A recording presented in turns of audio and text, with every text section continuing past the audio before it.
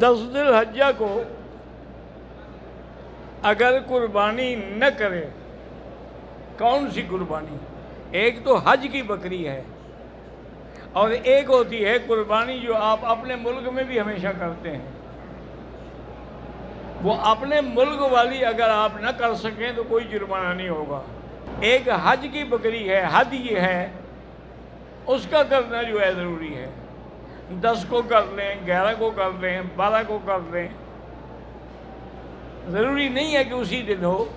اسی دن ہو تو افضل ہے کہ حضور پاک نے 10 تاریخ کو 100 اونٹ ذبح کیا ہے، جن میں 63 اونٹ آپ نے اپنے ہاتھ سے ذبح کیے ہیں، اور 37 اونٹ جو ہیں وہ حضرت علی کو آپ نے وکیل بنایا ہے۔ اور اگر ایک آدمی کو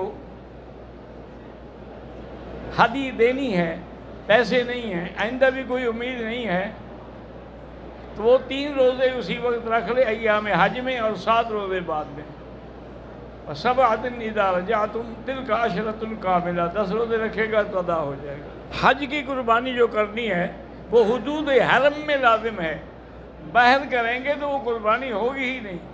حدود حرم ماشاءاللہ کتنا لمبا ہے، ادھر سے جیرانہ کے قریب ہے، ادھر ماشاءاللہ مسجد عائشہ کے قریب ہے، جو بڑی لمبی، جہاں میں نے حد حرم کے اندر جہاں چاہو کر لو۔ اگر حاجی نے کسی کو وکیل بنایا، وکیل اپنا معاوضہ لیتا ہے تو اس کا بھی حق ہے، آخر محنت کرے گا تو پیسے تو لے گا۔